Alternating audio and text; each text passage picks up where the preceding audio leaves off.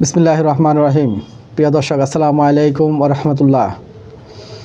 BD channel 4 এর আত্মশুদ্ধিমূলক আলোচনা অনুষ্ঠান শুদ্ধ মনের আজকের পর্ব 40তম পর্বে সুস্বাগতম। আজকের বিষয়বস্তু নির্ধারিত হয়েছে শাবান মাস। যেহেতু শাবান মাস চলছে, শাবান মাস ও নিসফুল শাবান বা শবে বরাতের ফজিলত ও করণীয়, এ বিষয়ে শরীয়তে কী আছে, অর্থাৎ কোরআন এবং হাদিসে কী আছে, অর্থাৎ আমাদের ইসলাম ধর্মে শরীয়ত সম্মতভাবে এই বিষয়ে কি উল্লেখ করা আছে, এসব বিষয় নিয়ে আলোচনা করব। তাহলে আমরা এই বিষয়ে একটা সুষ্ঠু এবং সুন্দর ক্লিয়ার একটা ধারণা পাব। চলুন প্রিয় দর্শক, আমরা আলোচনায় প্রবেশ করি। সাবুন শব্দ থেকে নির্গত হয়েছে, যার অর্থ শাখা প্রশাখা। এই মাসে যেন কল্যাণ ও বরকতের শাখা প্রশাখা পল্লবিত হয়ে ওঠে, তাই একে শাবান বলে অভিহিত করা হয়েছে। হযরত আবু উমামা বাহিলি রাদিয়াল্লাহু আনহু থেকে বর্ণিত, শাবান মাস এলে রাসূল সাল্লাল্লাহু আলাইহি ওয়াসাল্লাম বলতেন, নিজের নফসকে অর্থাৎ প্রবৃত্তিকে পবিত্র করো, নিয়ত শুদ্ধ করো। হযরত আয়েশা রাদিয়াল্লাহু আনহা থেকে বর্ণিত, তিনি বলেন, শাবান মাসে রাসূল সাল্লাল্লাহু আলাইহি ওয়াসাল্লাম এত রোজা রাখতেন, আমরা মনে করতাম তিনি আর ইফতারি করবেন না, অর্থাৎ রোজা ভাঙবেন না।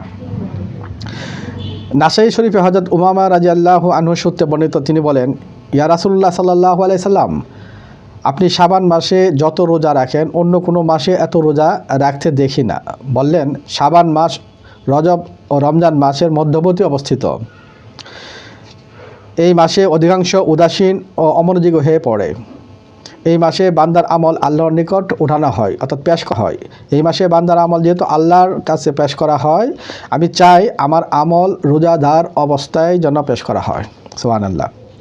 হযরত আয়েশা রাদিয়াল্লাহু আনহা থেকে আরও বর্ণিত, তিনি বলেন, আমি রাসূলুল্লাহ সাল্লাল্লাহু আলাইহি সাল্লামকে রমজান ব্যতীত অন্য কোনো মাসে কাজা আদায় করতে এবং শাবান মাসের ব্যতীত অন্য কোনো মাসে এত অধিক রোজা রাখতে দেখিনি। বর্ণিত আছে, ভূপৃষ্ঠে মুসলিমদের জন্য 2 ঈদ রয়েছে, তেমনি ফেরেশতাদের জন্য আসমানে 2 ঈদের দিন রয়েছে। তা হলো শাবান মাসের 15 তারিখের রাত এবং লাইলাতুল কদর। তাই শাবানের এই 15 তারিখের রাতকে ফেরেশতাদের জন্য ঈদের রাত বলা হয়েছে। সুবকি রহমতুল্লাহ বলেন, শাবান মাসের 15 তারিখের রাত সারা বছরের গুনাহের কাফারা এবং জুম্মার রাত 1 সপ্তাহের গুনাহের কাফারা। আর লাইলাতুল কদর সারা জীবনের গুনাহের কাফারার রাত। সুবহানাল্লাহ। 3 রাতের ইবাদতে গুনাহ মাফের কারণ হয়। এই কারণে এই রাতকে লাইলাতুল তাকফির বা গুনাহের মোচনের রাত বা রজনী বলে অভিহিত করা হয়েছে।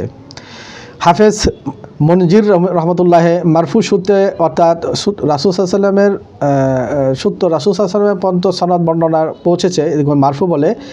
মারফু সূত্রে বর্ণনা করেন, যে ব্যক্তি ঈদের 2 রাত এবং শাবানের 15 তারিখ রাতে ইবাদত জাগ্রত থাকে, তার অন্তর মরে না, মৃত্যুবরণ করে না। তাই এই 3 রাতের নাম লাইলাতুল হায়াত, যেহেতু মৃত্যুবরণ করে না, লাইলাতুল হায়াত বা জীবনের রাত বলা হয়েছে।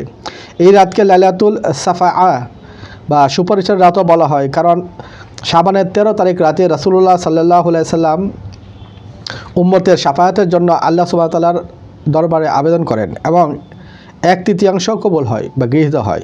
এরপর 14 তারিখে পুনরায় আবেদন করা হলে 2/3 উম্মতের শাফায়াত কবুল হয় এবং 15 তারিখের রাতে পুনরায় আবেদন করা হলে পুরো শাফায়াত মঞ্জুর করা হয়।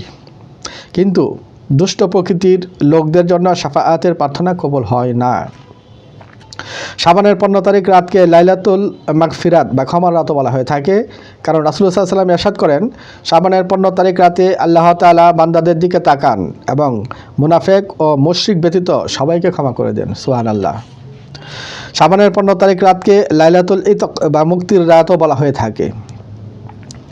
হযরত আনাস রাদিয়াল্লাহু আনহু থেকে বর্ণিত, তিনি বলেন, রাসূলুল্লাহ সাল্লাল্লাহু আলাইহি সাল্লাম একটি কাজী আমাকে আয়েশা রাদিয়াল্লাহু আনহার ঘরে পাঠান। আমি গিয়ে বললাম, তাড়াতাড়ি করুন। রাসূলুল্লাহ সাল্লাল্লাহু আলাইহি সাল্লাম সাহাবে কিরামদেরকে 15 তারিখের রাতে, শাবানের 15 তারিখের রাতের আলোচনা করছেন। আমি আলোচনা থেকে শুনতে চাই, আমি বঞ্চিত হতে চাচ্ছি না। আয়েশা রাদিয়াল্লাহু আনহা বলেন, আনাস তুমি বসো, তুমি বসো, আমি তোমাকে শাবানের 15 তারিখের আলোচনা শোনাচ্ছি। এক রাতে আমার ঘরে রাসূলুল্লাহ সাল্লাল্লাহু আলাইহি ওয়াসাল্লাম এর পালা ছিল। পালা মানে রাসূলুল্লাহ সাল্লাল্লাহু আলাইহি ওয়াসাল্লাম এক এক বিবির ঘরে এক এক সপ্তাহে এক এক দিন থাকতেন, এটাকে বলা হয় পালা। তিনি এসে ল্যাপের ভিতর প্রবেশ করে আবার বের হয়ে গেলেন। আমি জাগ্রত হয়ে তাকে পাইনি। আমি ভাবলাম তিনি হয়তো মারিয়া কিপ্তির ঘরে গেছেন। আমি উঠে মসজিদে গমন করি, দেখলাম তিনি সেখানে সাজদায় পড়ে আছেন। তিনি সাজদায় থেকে আল্লাহর উদ্দেশ্য করে বলছেন, সাজাদাকা সুআদি ওয়া খিয়ালি ওয়া আমানা বিকা ফুআদি ওয়া হাদিহি ইয়াদি মা জানান্তু বিহা আলা নাফসি ইয়া আজিমান ইয়ারহা লি কুল্লি আজিম ইগফির জানবা আজিমা সাজাদা ওয়াজহি লিল্লাজি খালাকাহু ওয়া সাওয়ারাহু ওয়া সাক্কা সামআহু ওয়া বাসারাহ। অর্থাৎ ইয়া আল্লাহ, আমার দেহ, আমার ধ্যান ধারণা, চিন্তা চেতনা আপনাকে সাজদা করছে। আমার অন্তর আপনার উপর ঈমান এনেছে। আমার হাত যা দ্বারা আমি গুনাহ করেছি, হে ক্ষমাশীল, আমার বড় বড় গুনাহ আপনি ক্ষমা করে দিন। আমার চেহারা তাকে সাজদা করছে যিনি তাকে সৃষ্টি করেছেন, আকৃতি দান করেছেন এবং তাতে নাক কান স্থাপন করেছেন।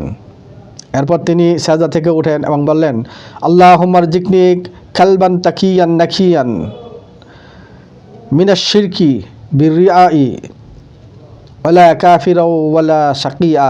অর্থাৎ হে আল্লাহ, আমাকে এমন অন্তরকরণ দান করুন যা শিরক থেকে মুক্ত, পবিত্র, পরিচ্ছন্ন, যে অন্তর কুফর মুক্ত এবং দুর্ভাগা নয়। হে আল্লাহ, আমাকে তা দান করুন।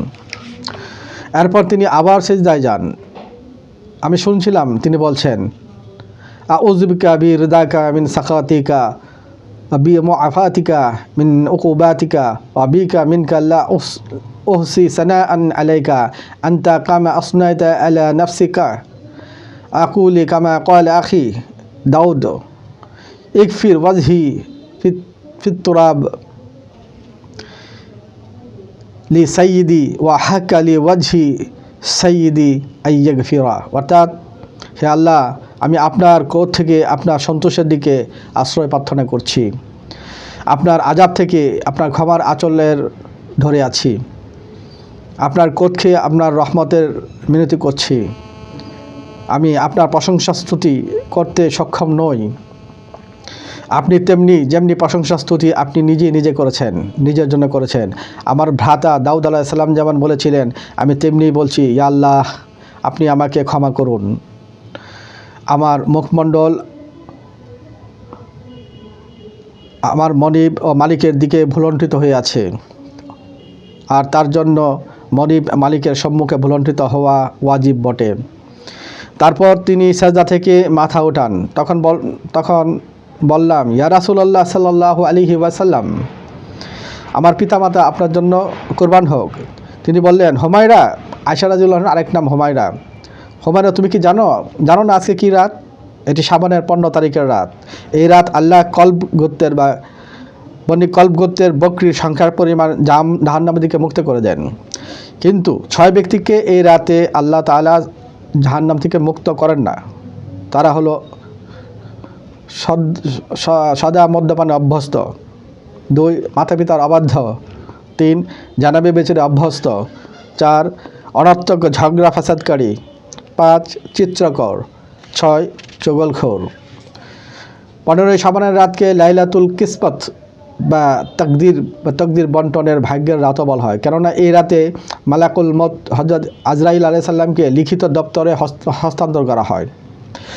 এই শাবান মাসে এই তারিখে, যে পরবর্তী শাবানের এই তারিখ পর্যন্ত অমুক মারা যাবে বা মৃত্যুবরণ করবে, অমুক বিয়ে করবে, অমুক ঘর বানাবে, অমুকের নাম মৃতদের তালিকা অন্তর্ভুক্ত হবে, ইত্যাদি ইত্যাদি ইত্যাদি। তারপরে আরও অনেক থাকবে। শায়খ আবু নাসর সনদ পরম্পরা হযরত আলী রাদিয়াল্লাহু আনহু হইতে বর্ণনা করেন, হযরত সাল্লাল্লাহু আলাইহি সাল্লামের সাথ ফরমান, শাবান মাসের মধ্যবর্তী রজনী পৃথিবীর নিকটবর্তী আসমানে আল্লাহর আদেশ অবতীর্ণ হয় এবং প্রত্যেক মুসলিমকে ক্ষমা করে দেওয়া হয়। কিন্তু মুশরিক হিংসুক, নিষ্ঠুর ও ব্যভিচারীকে ক্ষমা করা হয় না। নাউজুবিল্লাহ। হযরত আয়েশা রাদিয়াল্লাহু বলেন, আমি নবী করিম সাল্লাল্লাহু আলাইহি ওয়াসাল্লাম থেকে শুনেছি, চারি রাতে আল্লাহ তাআলা নেকির দরজা উন্মুক্ত করে দেন। চারি রাতে আল্লাহ তাআলা নেকির দরজা উন্মুক্ত করে দেন। দুই ঈদের রাত, শাবান মাসের মধ্যবর্তী রাত ও আরাফাতের রাতের ফজরের আগ পর্যন্ত। অন্য এক বর্ণনা জুম্মার রাতও এর মধ্যে শামিল রয়েছে। আবু হুরায়রা রাদিয়াল্লাহু বলেন, হুজুর সাল্লাল্লাহু আলাইহি ওয়াসাল্লাম ইরশাদ করেন, শাবানের মধ্যবর্তী রাত জিবরাইল আলাইহিস সালাম আমার নিকট আসেন এবং বলেন, হে মুহাম্মদ সাল্লাল্লাহু আলাইহি সাল্লাম,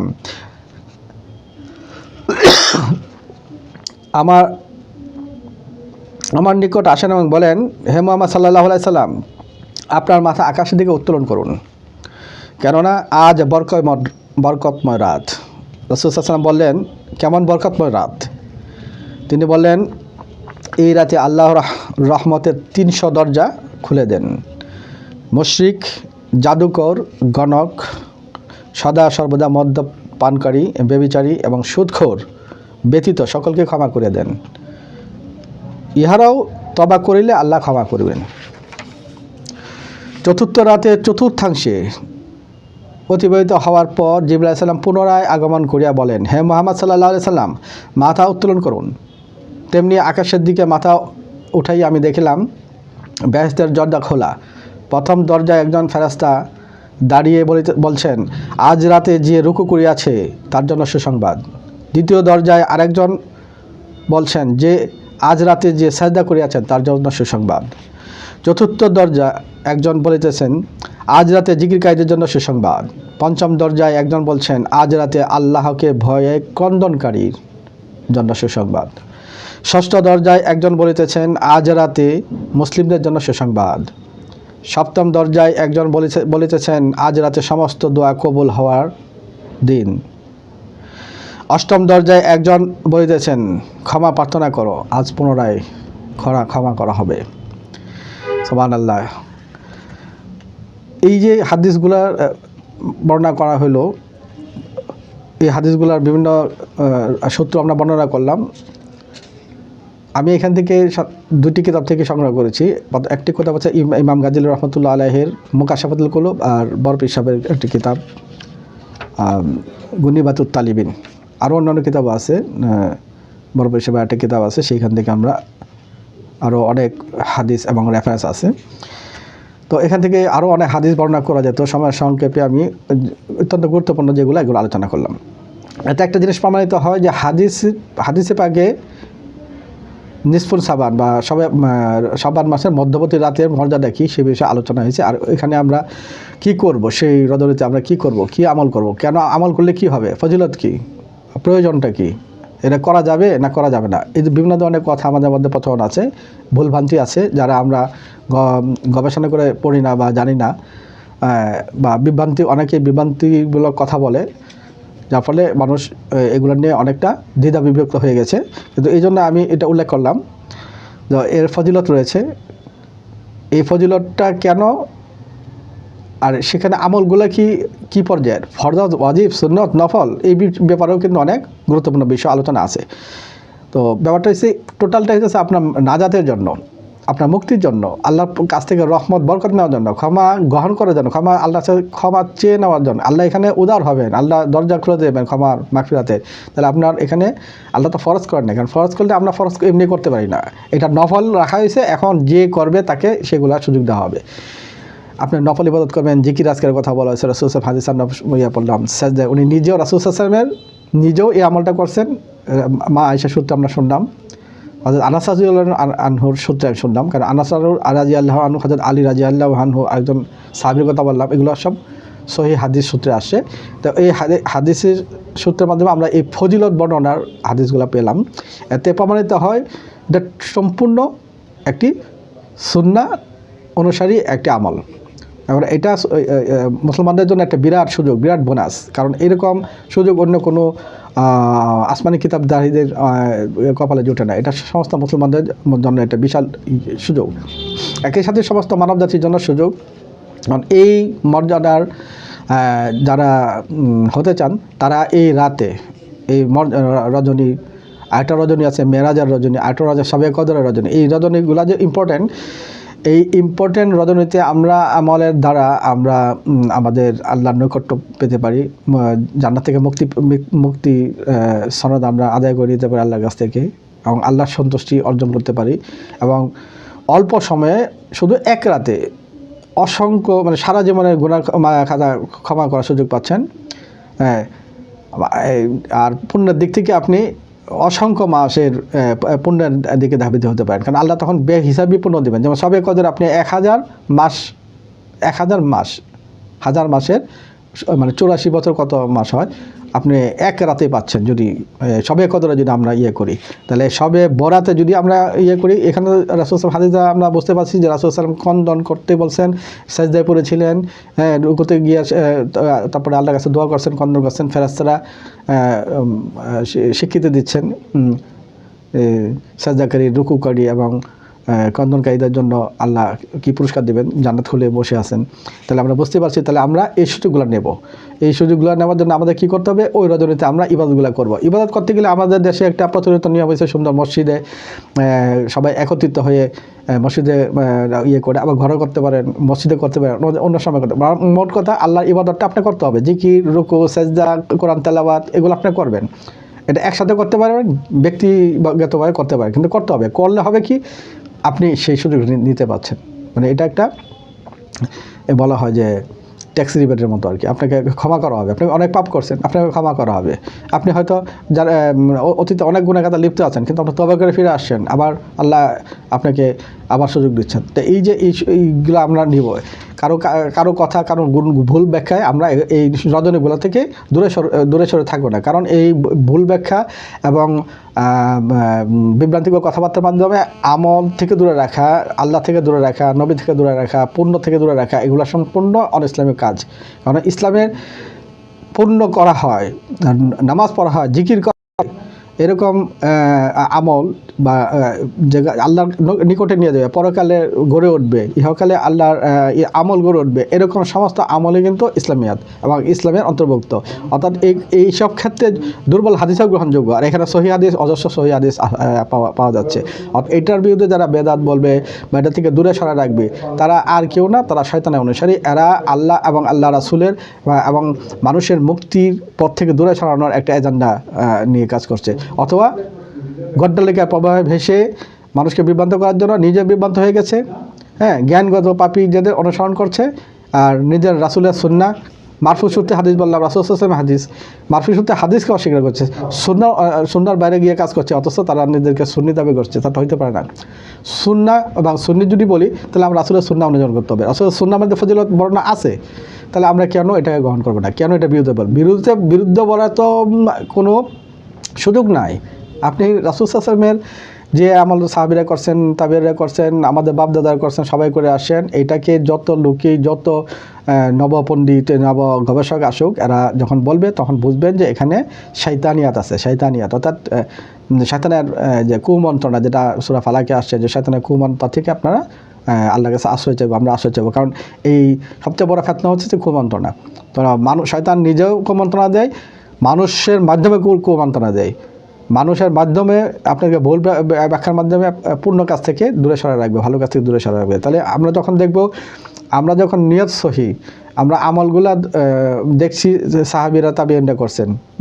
হযরত হাসান বসরি রহমতুল্লাহ আলাইহির মতো একজন বড় আল্লাহর ওলি, উনার সূত্রে একটা মানে আলোচনা আসছে, ওটা আমি এখানে কোট করতে পারি নাই। তো অলি আল্লাহদের এবং বড় বড় শায়েখদের আপনার জীবনে দেখবেন, তারা সবাই এই বরকতময় রাত বলেছে। এবং এই রাতে আসমানে যেহেতু আল্লাহ ফেরেশতাদের জন্য জাঁকজমকপূর্ণ ব্যবস্থা করেন, আলোকিত করেন, নূরান্বিত করেন, জাঁকজমক, ফেরেশতাদের দৌড়াদৌড়ি শুরু হয়, ফেরেশতাদের মানে ওইখানে ওটা ঈদের মতো একটা ব্যবস্থা করা হয়, যেটা অলি আল্লাহরা বোঝেন। আর আল্লাহ রাসূল সাল্লাল্লাহু আলাইহি ওয়াসাল্লাম হাদিসের মাধ্যমে এটা পাওয়া যায়। তো আর দুনিয়াতে মুমিন মুসলমানরা এই কাজটা করবেন, কিন্তু এই দুনিয়াতে একটা সময় এটা খুব সুন্দরভাবে প্রচলন ছিল, কিন্তু একটা অপপ্রচারের জমানায় আমরা পড়ে গেছি। এখন অপপ্রচার, বিভ্রান্তমূলক কথাবার্তা, অল্প দিনের জ্ঞান, অল্প দিনের জ্ঞান অর্জন করার মাধ্যমে ওই পূর্ববর্তী বড় বড় শায়েখদের বিরুদ্ধে কথা বলা বা শায়েখদের বিরুদ্ধে গিয়ে ফতোয়া দেওয়া, হ্যাঁ, এগুলা ভুলভ্রান্তির মাধ্যমে মুসলমানদেরকে দূরে সরা রাখা হচ্ছে, অর্থাৎ আমলের থেকে দূরে ছাড়া রাখা হচ্ছে। দেখেন, যেখানে মানুষ এখন গান বাজনা এবং অন্যান্য জিনিসের মানুষ একত্রিত হয়, ওখানে মজা নেয়, মানুষ ওদিকে ধাবিত হয়ে যাচ্ছে। আর আমরা যদি ওই কাজটা যদি করি, যেখানে শুধু দিনের আলোচনা হয়, জিকির করা হয়, ইবাদত করা হয়, সেজদা করা হয়, রুকু করা হয়, তাসবিহ পাঠ করা হয়, কোরআন তেলাওয়াত করা হয়, এইসব কাজে যারা বাধা দেয়, বুঝতে পারবেন যে এরা অবশ্যই সঠিক লাইনে নাই, সঠিক পথে নাই, বরং এটা শয়তানের কোনো না কোনোভাবে, শয়তানের অনুসারী, কোনো না কোনোভাবে মূর্খ বা জ্ঞানগতভাবেই শয়তানের অনুসারী হয়ে গেছে। আমল নাই, আমল বিমুখ, টোটাল ইসলামিক ফিলোসফিক্যাল যে ভিউ তাদের মাথায় ঢোকে না। ইসলামিক ফিলোসফি যা কল্যাণকর, যা সুন্দর, যা ইবাদতমুখী করে, তার যে জায়েজ, সেই জিনিসটা তারা বোঝে না। এই জন্যই আমাদের পূর্ববর্তী বড় বড় মাযহাবের যারা আছেন, ওনাদের অনুসরণের মাধ্যমে যা সমাজে চলে আসছে, মুসলিম বিশ্বে চলে আসছে, এটার আঁকড়ে ধরে থাকবেন। নতুন নতুন কথাবার্তা, নতুন নতুন ফিতনা, হ্যাঁ, মাধ্যমে যা করা হচ্ছে, এগুলো আমরা করব না, গ্রহণ করব না। আমরা আমাদের এই আমলগুলো করব, যেহেতু আমরা যুক্তি দেখিয়েছি, আমার হাদিস দেখিয়েছি। আর ফজিলতে একটা বর্ণনা দেই, তাহলে বোঝা যাবেন আর ফজিলত কী। যেমন শাবান মাসের মধ্যবর্তী রাতে 100 রাকাত নামাজ পড়া সম্বন্ধে উল্লেখ রয়েছে। এই নামাজে 1000 বার সূরা আহাদ পাঠ করা হয়, অর্থাৎ প্রত্যেক রাকাতে 10 বার করিয়া কুল হুয়াল্লাহু আহাদ পড়িবে। এই নামাজকে নামাজে খায়ের বলা হয়। পূর্ববর্তী বুজুর্গগণ সকলে এই জামায়াত হয়ে নামাজ পাঠ করতেন। হযরত হাসান বসরির এই যে বর্ণনা দিয়েছিলাম, হযরত হাসান বসরি রহমতুল্লাহ 30 জন সাহাবার নিকট হইতে বর্ণনা করেছেন। 30 জন সাহাবার নিকট হইতে বর্ণনা করেছেন। হযরত হাসান বসরি রহমতুল্লাহ 30 জন সাহাবার নিকট হইতে বর্ণনা করেন, এই রাতে নামাজ আদায়কারীর প্রতি আল্লাহ 70 বার দৃষ্টিপাত করেন।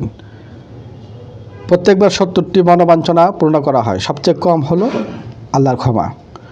তো প্রিয় দর্শক, আমরা বুঝতে পারছি যে হাসান বসরি রহমতুল্লাহের মতো একজন বড় বুজুর্গ অলি, মানে একাধিক আলেম এবং অলি, ওনার সত্ত্বেও এরকম বর্ণনা পাচ্ছি, তাহলে আমরা এই আমলগুলো করব। প্রিয় দর্শক, আজকে এই পর্যন্তই। আমরা এই অন্যদিন অন্য একটা আলোচনা করব। আপনারা এই আগের বছরে গতকালকে যেহেতু সবাই বরাত গেছে, আগের বছর এই আমলগুলো করবেন, ইনশাল্লাহ আল্লাহ আমাদের সহায় হবেন এবং আল্লাহর নিকটে আমরা অর্জন করতে পারবো। আসসালামু আলাইকুম ওয়া রাহমাতুল্লাহি ওয়া বারাকাতুহু।